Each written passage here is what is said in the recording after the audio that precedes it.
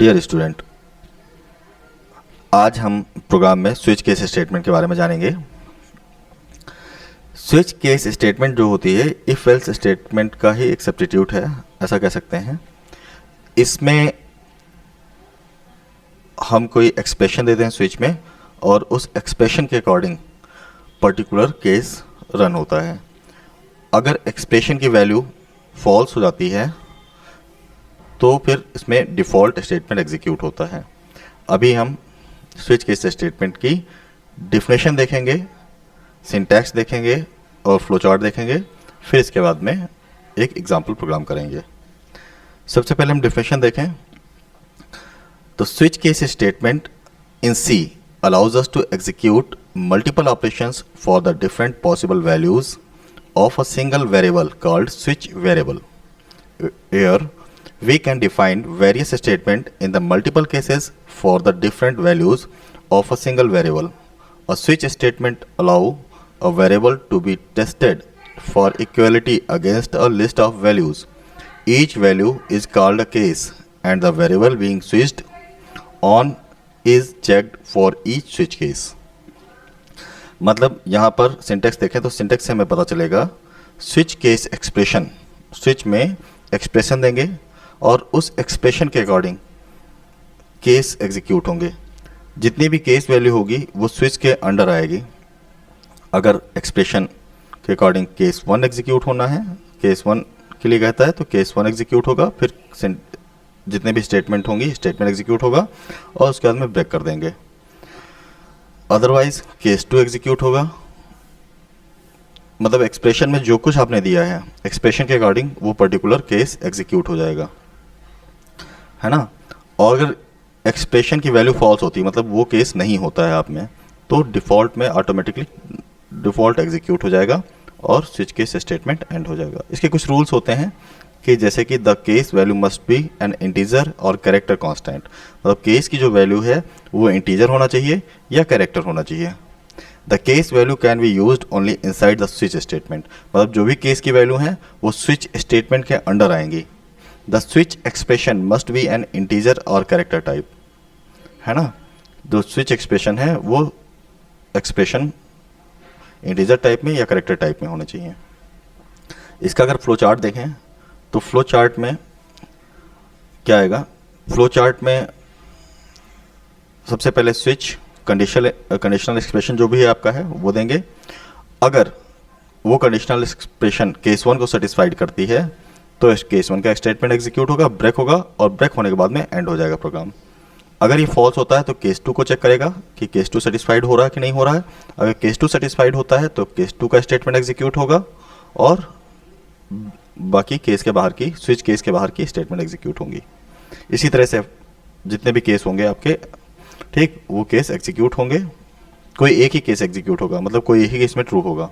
और अगर ये सारे केस ट्रू नहीं होते हैं तो एक केस में डिफ़ॉल्ट केस होता है, यानी सारे फॉल्स होने पे वो डिफ़ॉल्ट केस में चला जाएगा और डिफ़ॉल्ट स्टेटमेंट एग्जीक्यूट हो जाएगी और लास्ट में स्विच टर्मिनेट हो जाएगा और स्विच के बाद की स्टेटमेंट अगर कोई है तो वो एग्जीक्यूट होंगी। ये सारा डॉक्यूमेंट आप मेरे ब्लॉग पे जाकर भी पा सकते हैं। मेरे ब्लॉग का एड्रेस डिस्क्रिप्शन में मैं मेंशन कर दूंगा। अदरवाइज़ आप यहाँ से भी नोट कर सकते हैं www.satyamshriji.blogspot.in।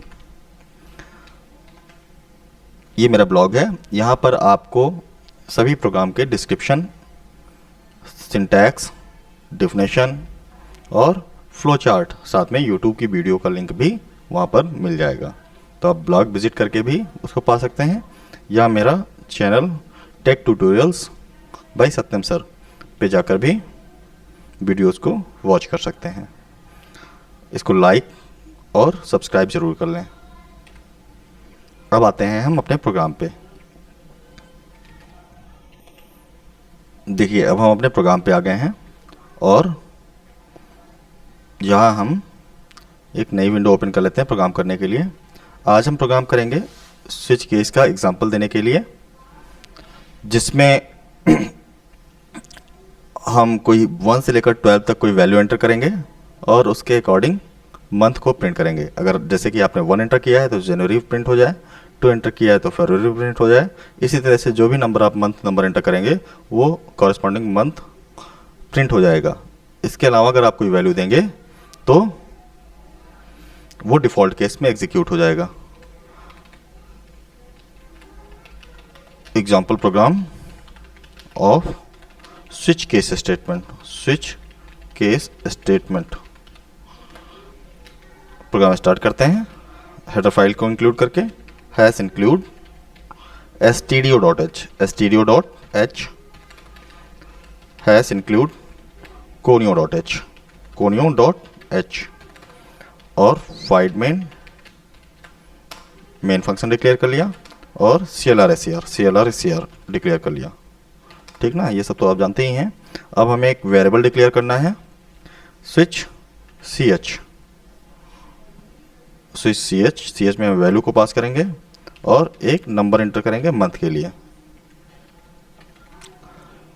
ch में एंटर कर लेते हैं, है ना। देखते हैं अगर आगे वेरिएबल की नीड होगी तो हम डिक्लेयर कर लेंगे।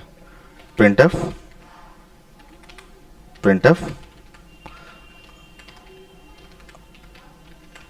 enter the number of months \n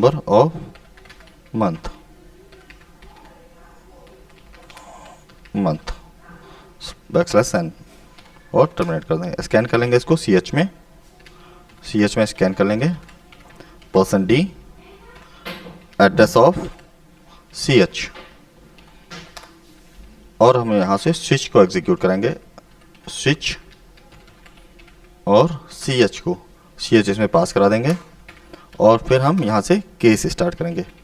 case अगर आपने 1 एंटर किया है तो क्या एग्जीक्यूट हो, तो printf फर्स्ट मंथ कौन सा होता है, जनवरी। ठीक ना, ये प्रिंट हो गया और ब्रेक कर देंगे। इसी तरह से हम केस टू को डिक्लेयर कर लेंगे, केस स्पेस 2 कोलन। ठीक, यहाँ पे कोलन साइन दिया जाएगा और printf फरवरी और ब्रेक कर लेंगे और केस 3। इसी तरह से केस 3 आपका हो जाएगा printf मार्च। थर्ड मंथ आपका मार्च होता है, मार्च हो जाएगा और ब्रेक कर लेंगे। इसी तरह से केस 4 हो जाएगा और printf अप्रैल हो जाएगा और ब्रेक कर लेंगे और केस 5 हो जाएगा आपका और printf मई। टर्मिनेट कर देंगे, ब्रेक कर लेंगे।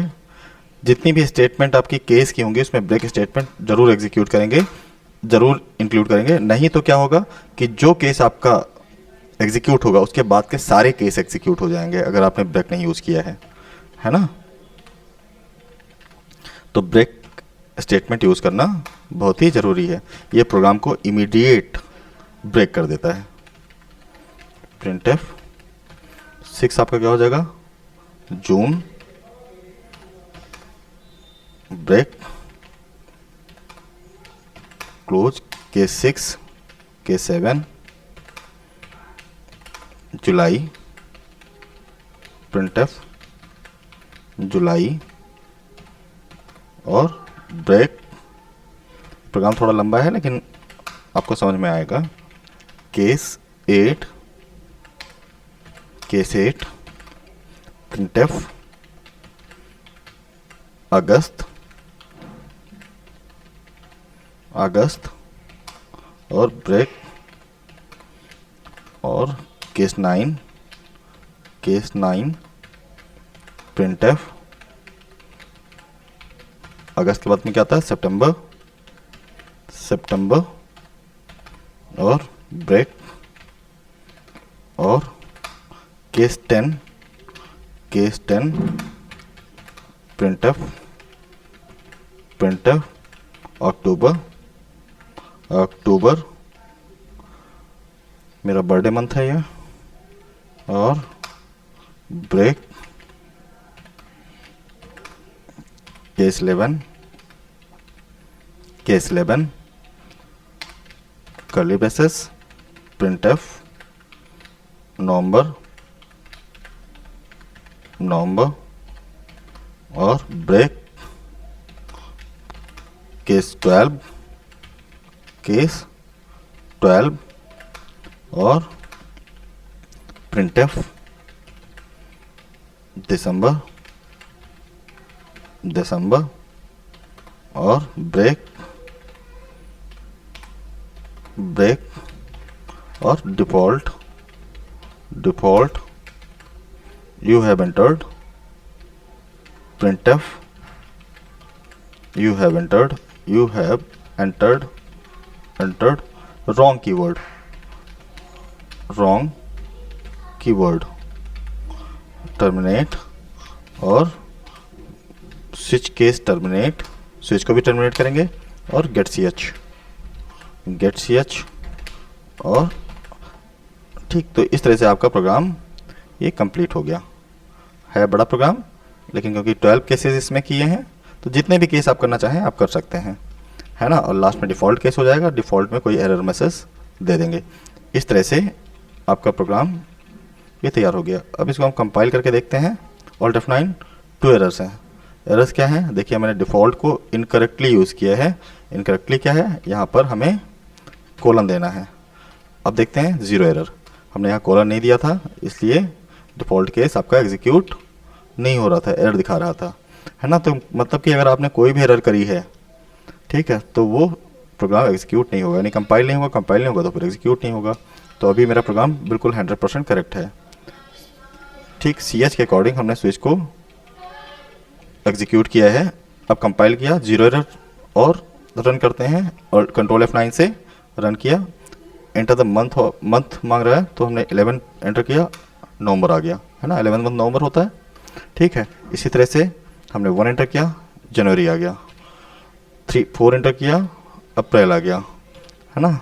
7 एंटर करेंगे, जुलाई आ जाएगा, ठीक है। और हम अगर 13 एंटर करते हैं, 13 कोई मंथ नहीं होता है, तो डिफ़ॉल्ट कैसे एग्जीक्यूट होगा यहाँ पर? You have entered wrong keyword, है ना।